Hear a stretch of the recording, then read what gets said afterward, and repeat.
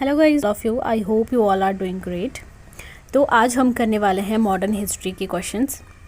Last video में हमने ancient history और मेडिएवल हिस्ट्री जो है वो ख़त्म कर दी है और आज से जो है हम मॉडर्न हिस्ट्री के क्वेश्चंस डिस्कस करेंगे। इसके भी आपके 2 या 3 पार्ट्स रहेंगे, ठीक है, और जिसमें आपकी पूरी की पूरी मॉडर्न हिस्ट्री जितने भी इंपॉर्टेंट क्वेश्चंस बन सकते हैं आपके एग्ज़ाम में वो सारे आपको करवा दिए जाएंगे। नेक्स्ट जो वीडियो रहेगी वो रहेगी हमारी पॉलिटिकल साइंस पे, और कुछ बच्चों के कमेंट्स आ रहे थे कि मैम करंट अफेयर्स पे भी वीडियो होनी चाहिए। तो चलिए एक आध वीडियो जो है वो आपको करंट अफेयर्स पे भी मिल जाएगी, जो कि इंपॉर्टेंट करंट अफेयर्स आपको करवा दूँगी मैं। बाकी जो भी आपकी रिक्वायरमेंट्स है आप कमेंट सेक्शन में बता सकते हैं, उसके अकॉर्डिंग आपको वीडियो मिल जाएगी। चलिए शुरू करते हैं। आज ज़्यादा टाइम वेस्ट ना करते हुए मॉडर्न हिस्ट्री के कुछ क्वेश्चंस आज डिस्कस कर लेते हैं, बाकी के क्वेश्चंस जो बचेंगे उनको कल डिस्कस करेंगे, राइट। तो आज का हमारा फर्स्ट क्वेश्चन है, कुंवर सिंह 1857 के विद्रोह के नेता थे, वे किस आधुनिक राज्य से संबंधित थे? तो 1857 का जो रिवोल्ट हुआ था ये आपके एग्ज़ाम के लिए बहुत इंपॉर्टेंट है, ठीक है। इस टॉपिक को जो है आप नोट कर लीजिए कि 1857 का जो रिवोल्ट है ना, इसके जितने भी क्वेश्चंस बन सकते हैं वो सारे के सारे आपने पढ़ के जाने हैं। कब शुरू हुआ, कहाँ से शुरू हुआ, कौन कहाँ से इसका नेतृत्व कर रहा था, ठीक है, जैसे कि दिल्ली से कौन कर रहा था, और झारखंड से, बिहार से कौन था, उत्तराखंड से कौन था, इस तरह से जहाँ जहाँ भी 1857 रिवोल्ट जो फैला था वहाँ से किसने नेतृत्व किया, झांसी से किसने किया, ठीक है। इस तरह से जितने भी इंपॉर्टेंट क्वेश्चन है वो आपने सारे के सारे करने हैं, ठीक है। यहाँ पर पूछा है कि कुंवर सिंह 1857 के विद्रोह के नेता थे। हाँ, नेता थे ये, और ये जो कुंवर सिंह थे ये सबसे उम्र दराज नेता थे 1857 रिवोल्ट के, ठीक है। तो कौन से राज्य से संबंधित थे? ये थे आपके बिहार से संबंधित। Option A is the right answer.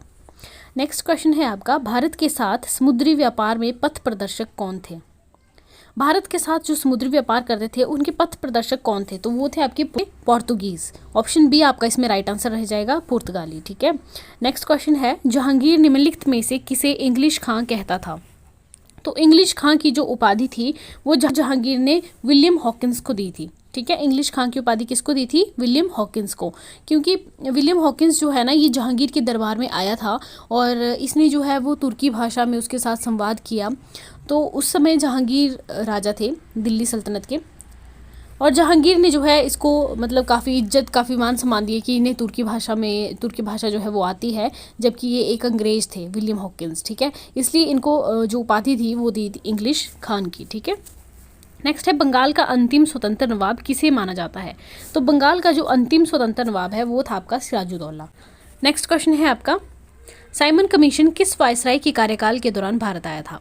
तो साइमन कमीशन, सबसे पहले आपको ये पता होना चाहिए कि इसका गठन कब हुआ। इसका गठन होता है 1927 में, और 1928 में जो है साइमन कमीशन भारत आता है। और आपको पता है जब साइमन कमीशन भारत आया था उस समय साइमन कमीशन गो बैक के नारे लगाए गए थे। क्यों लगाए गए थे? क्योंकि साइमन कमीशन जो था इसमें 6-7 अधिकारी थे और सारे के सारे जो है वो अंग्रेज़ थे, भारतीय इसमें एक भी शामिल नहीं किया गया था, ओके। इसलिए भारतीयों ने जो है वो इसका विरोध किया और इसको वापस जाने के लिए जो है वो साइमन कमीशन गो बैक के नारे लगाए। इस तरह से इसका स्वागत किया था भारत में 1928 में, जब साइमन कमीशन भारत आया था। जब ये भारत आया तो उस समय भारत में उस समय भारत के जो वायसराय थे वो कौन थे? तो उस समय भारत के वायसराय थे लॉर्ड इरविन, ठीक है। आई होप इतना क्लियर है। नेक्स्ट क्वेश्चन देखते हैं, भारत की स्वतंत्रता अधिनियम निम्नलिखित में से किस योजना या समझौते का परिणाम था? तो भारत का जो स्वतंत्रता अधिनियम था, जो ये एक्ट था, वो किस समझौते का परिणाम था? तो ये हुआ था आपका माउंटबेटन योजना। ऑप्शन ए इसमें राइट आंसर रहेगा आपका, ठीक है। लखनऊ समझौता आपको पता होना चाहिए कब हुआ था। लखनऊ पैक्ट आपका हुआ था 1916 में, ठीक है। और ये दिल्ली घोषणा पत्र, दिल्ली समझौता, ये इनसे संबंधित नहीं है, माउंटबेटन योजना से संबंधित है आपका भारत का जो स्वतंत्रता अधिनियम था। नेक्स्ट क्वेश्चन है आपका, महात्मा गांधी के दांडी मार्च के साथ किस जन आंदोलन की शुरुआत हुई?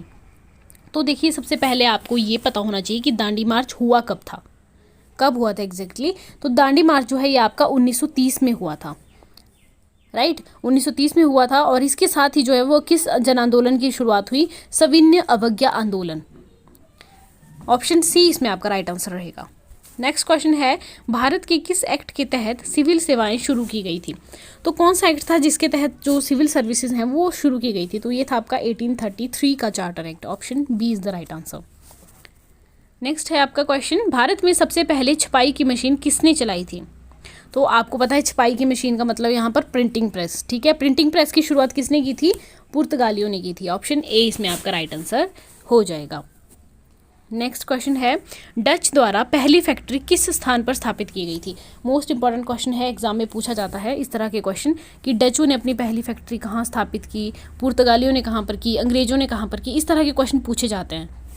तो डचों ने अपनी पहली फैक्ट्री कहाँ स्थापित की थी? मछलीपट्टनम में, ठीक है, मसूलीपट्टनम भी इसे कहा जाता है, तो आपने ध्यान रखना है।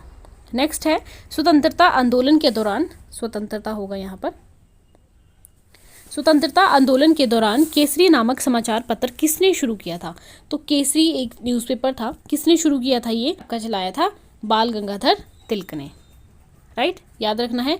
केसरी जो न्यूज़पेपर था ये बाल गंगाधर तिलक ने चलाया था, और ये जो है मराठी भाषा में छापा जाता था। और एक इनका और न्यूज़पेपर है मराठा, ठीक है, मराठा और केसरी जो है दोनों न्यूज़पेपर किसके हैं? बाल गंगाधर तिलक के हैं। पर जो मराठा न्यूज़पेपर था ये आपका इंग्लिश भाषा में छापा जाता था, और केसरी जो है ये मराठी में, इस तरह से याद रखना है, ठीक है। नेक्स्ट क्वेश्चन है, वर्नाकुलर प्रेस एक्ट किसके द्वारा शुरू किया गया? तो वर्नाकुलर प्रेस एक्ट जो है ये शुरू किया गया था आपका लॉर्ड लिटन के द्वारा। ऑप्शन सी इसमें आपका राइट आंसर रह जाएगा। वर्नाकुलर प्रेस एक्ट था क्या? वर्नाकुलर प्रेस एक्ट जो है ये बेसिकली जो समाचार पत्र उस समय छापे जाते थे उन पे इसने प्रतिबंध लगा दिया था वर्नाकुलर प्रेस एक्ट के द्वारा, ठीक है। नेक्स्ट है, संविधान सभा का पहला अध्यक्ष कौन था? तो संविधान सभा के पहले अध्यक्ष थे, अगर यहाँ पर पूछा गया होता आपसे कि पहले स्थायी अध्यक्ष कौन थे, तो वो है डॉक्टर राजेंद्र प्रसाद। और अगर पूछा जाए कि पहले अस्थायी अध्यक्ष कौन थे, तो वो थे सच्चिदानंद सिन्हा। अब आप कंफ्यूज होंगे कि संविधान सभा का पहला अध्यक्ष पूछा गया है, स्थायी और अस्थायी तो पूछा ही नहीं गया है।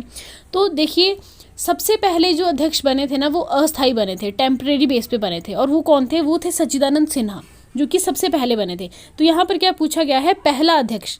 यहाँ पे स्थायी अस्थायी नहीं पूछा गया है, तो सबसे पहले कौन बने, चाहे वो स्थायी थे चाहे अस्थायी थे, तो वो बने सच्चिदानंद सिन्हा, ठीक है। अगर पूछा गया होता स्थायी तो आपका आंसर होता डॉक्टर राजेंद्र प्रसाद।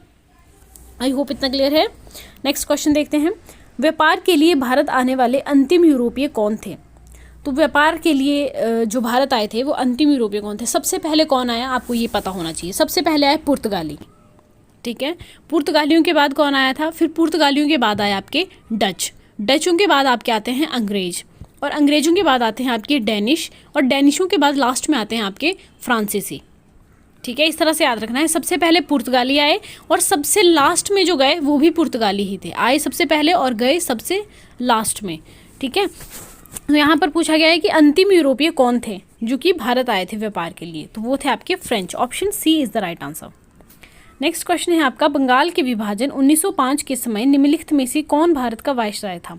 तो बंगाल का विभाजन कब हुआ था ये भी क्वेश्चन अलग से बनता है। बंगाल का विभाजन आपका 1905 में हुआ था, उस समय भारत का वायसराय कौन था? Lord Curzon. Option B is the right answer. Next question है आपका, भारत में पहली ब्रिटिश प्रेसिडेंसी किस स्थान पर स्थापित की गई थी? तो भारत में पहली जो ब्रिटिश प्रेसिडेंसी थी वो स्थापित की गई थी सूरत में। Option A is the right answer. Next question है आपका, भारत के पहले भारतीय सिविल सेवा ऑफिसर कौन थे? इंपॉर्टेंट क्वेश्चन है ये भी। भारत के सबसे पहले जो सिविल सेवा के ऑफिसर थे वो थे आपके Satyendra Nath Tagore. Option A is the right answer. I hope इतना क्लियर है। नेक्स्ट क्वेश्चन है, ऑपरेशन ट्रोजन हॉर्स का संबंध निम्नलिखित में से किस स्वतंत्रता सेनानी की शहादत से है? तो ऑप्शन ट्रोजन हॉर्स जो है ये भगत सिंह राजगुरु और सुखदेव को जब फांसी दी गई थी, ठीक है, उस समय जो है उससे रिलेटेड है ये ऑपरेशन ट्रोजन हॉर्स, आपने ध्यान रखना है ये। नेक्स्ट क्वेश्चन है, निम्नलिखित में से किस आध्यात्मिक गुरु का बचपन का नाम गदाधर चट्टोपाध्याय था? ये भी पूछे जाते हैं, आध्यात्मिक गुरु कौन थे, उनके नाम क्या थे, बचपन के नाम क्या थे, इस तरह के भी क्वेश्चन आपसे बनते हैं। यहाँ पर पूछा गया है कि किस आध्यात्मिक गुरु का बचपन का नाम, कि इनमें से कौन से आध्यात्मिक गुरु, देखिए आपको पता है स्वामी विवेकानंद भी अध्यात्म से जुड़े थे, रामकृष्ण परमहंस भी अध्यात्म से जुड़े थे, अरविंद घोष और प्रभु नपाद भी जुड़े थे, ठीक है। तो किसका नाम था गदाधर चट्टोपाध्याय? स्वामी विवेकानंद का नाम तो नहीं था, क्योंकि हमें पता है कि इनका नाम नरेंद्र नाथ दत्त था, ठीक है। रामकृष्ण परमहंस, हाँ, इनका नाम जो है वो था गदाधर चट्टोपाध्याय। तो आपने याद रखना है, ऑप्शन बी इसमें आपका राइट आंसर हो जाएगा।